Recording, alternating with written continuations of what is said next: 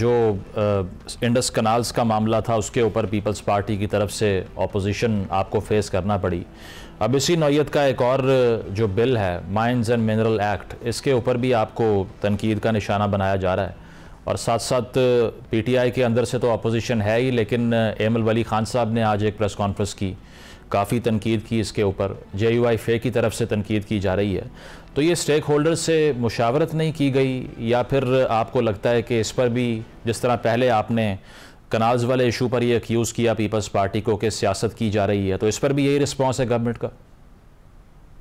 बिस्मिल्लाहिर्रहमानिर्रहीम।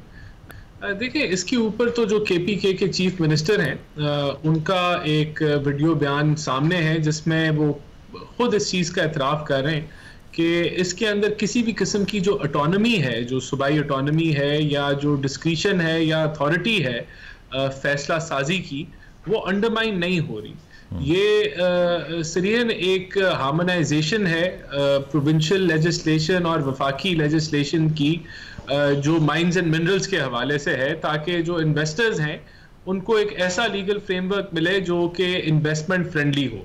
तो देखिए, इसके अंदर जो है ये जो ड्राफ्ट एक मुशावरत से ही बना है, बाकी सूबों ने इसको अडॉप्ट किया है। उसके ऊपर अगर कोई एतराज़ात हैं, कोई स्पेसिफिक्स हैं, तो वो ज़रूर KPK हुकूमत कन्वे कर सकती है कि ये जो है इन चीज़ों को फर्दर इम्प्रूव कर लें, या वो जब अपने सूबाई असेंबली में डिबेट करते हैं उस पर बातचीत हो सकती है।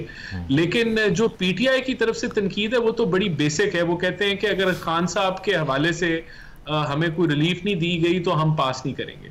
यानी कि उनका मौक़िफ़ ये है कि जो पाकिस्तान का मफाद है, जब तक हमें पर्सनल सियासी हमारा जो एजेंडा है उसके ऊपर आप हमारे साथ नेगोशिएट या हमें कोई रिलीफ नहीं देंगे तो हम पाकिस्तानी एजेंडे के ऊपर जो है वो बात नहीं करेंगे। एहसान साहब, अलीमा खान साहिबा ने तो ये कहा कि पब्लिक अप्रोर है, क्रिटिसिज्म हो रहा है इसके ऊपर, इसीलिए बिल पे प्रोसीडिंग को भी आप रोक दें और पहले मुशावरत करें। तो फिलहाल तो उन्होंने इसको पॉलिटिकल कंसेशन मांगने के लिए कहीं ये बात तो नहीं की जो आप कर रहे हैं? नहीं, मैंने उनका खुद बयान सुना है कि खान साहब के साथ उन्होंने मशरूत किया है कि उनको जब उनके साथ मुशावरत होगी, जब वो इस पे कोई फैसला करेंगे तो तब फिर जब वो तो वो क्या है, वो यही है ना, वो रिलीफ ही मांगना है कि उनके साथ जो है एक जो बंदा जिसको 14 साल की सजा हुई है वो जब तक इसके ऊपर फैसला नहीं करता तो what is this, these are all pressure tactics. और ये एक नेशनल एजेंडे को लिंक करना है जो है अपने पॉलिटिकल एजेंडे के साथ। तो देखें, बात बड़ी बेसिक सी है कि इसमें या तो हमें वो पता है KPK हुकूमत या एमल वली साहब बताएं कि कौन सी शिक जो है वो सूबे की ऑटोनमी को, सूबे की डिस्क्रिशन को जो है वो उसके खिलाफ है और वो कोई पाकिस्तान के मफादात या KPK के मफादात के खिलाफ है, और उस पर अगर वो कोई डिबेट या बहस या कोई उनके कंसर्न्स हैं तो डेफिनेटली उसके ऊपर हम रिस्पॉन्ड कर सकते हैं। राणा साहब, इससे पहले मैं शौकत साहब के पास जाऊं, एक आपने कहा ना कौन सी शिक है, इस पर पॉइंट आउट ये किया जा रहा है कि किराया या रॉयल्टी जब तय की जाएगी तो वफाक उसमें डायरेक्टली इंटरवीन कर सकता है, और इसके अलावा जो कानूनी के हवाले से फ़ीस मुकर्रर करना या उसकी रॉयल्टी डिसाइड करना, इसमें भी अब जो फेडरेशन है उसकी से होगी। तो पहले 2017 का जो कानून था यही कहा जा रहा है कि उसको ऑपरेट करने दिया जाता है, ANP ने भी यही बात की है।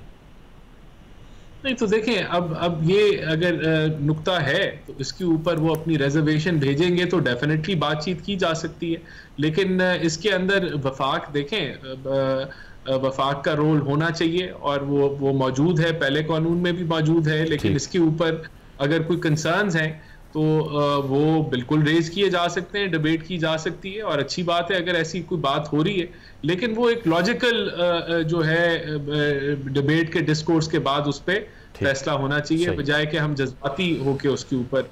सही। शौकत साहब, आपकी तरफ आऊँगा। ये बिल्कुल लैक ऑफ क्लैरिटी है PTI की इस बिल के ऊपर। उसकी वजह यह है कि पहले अगर सूबाई काबीना को इस पर एतराज़ कोई नहीं था और उन्होंने मंजूर भी कर लिया इसको, और उसके बाद में अलीमा खान साहिबा का बयान सामने आना, फिर जाकर खान साहब से मुशावरत का फ़ैसला करना, तो फिर जिस तरह से राणा साहब ये बात कर रहे हैं कि ये तो फिर सियासी कोई बार्गेन करने के लिए हो सकता है, अदरवाइज़ कोई एतराज़ था तो मुशावरत तो पहले होनी चाहिए थी, इसके बाद तो नहीं होनी चाहिए थी। राइट। बिस्मिल्लाहिर्रहमानिर्रहीम, बहुत शुक्रिया। सबसे पहले तो मैं राणा साहब से कहूँगा कि कम अज़ कम हमें तो कौमी मफाद न समझाएं।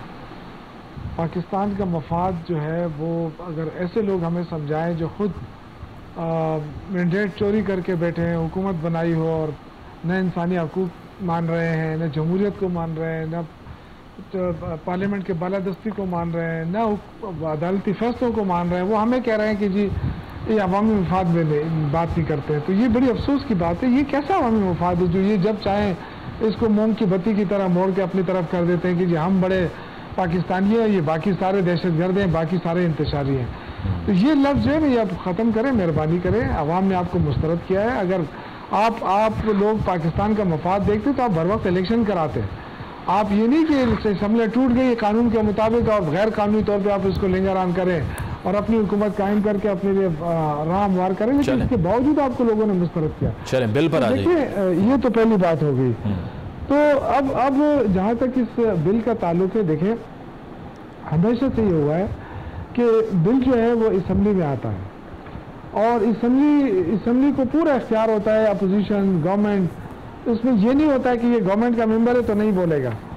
देखिए जमहूरियत का खासा यही है कि असम्बली में इस पर डिबेट होती है। अब कुछ क्वेश्चन राइज हुए हैं, अब जरूरी नहीं है कि वो ठीक हो या सारे गलत हो या सारे ठीक हो।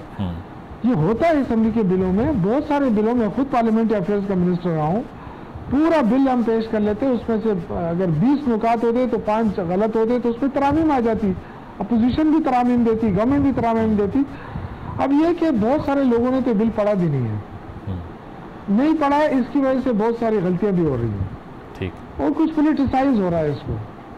तो जब पोलिटिसाइज हो गया है तो इसके बाद फिर पार्टी ने फैसला किया कि हम ब्रीफिंग देंगे। तो आज 3 बजे मेरे ख्याल से जो हमारे सूबाई असम्बली के मेंबरान थे, उसमें अपोजिशन गवर्नमेंट सब, उनको ब्रीफिंग दी गई। और चूंकि लेकिन शौकत साहब पीटीआई के अंदर 2 राय मौजूद हैं इस बिल को लेके। शौकत साहब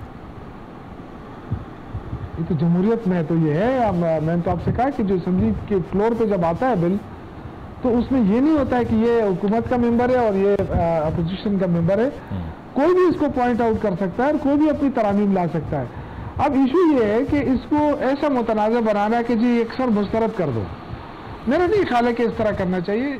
आप बिल को पढ़े, आपको जहां लगे कि ये शख्स जो है ये सूबाई खुद मुख्तारी के खिलाफ है या मतलब ये कि इससे सूबे के मफादात को ज़िक पहुंच रही है, उसको नोट करके उसके बदले में तरमीम लाए।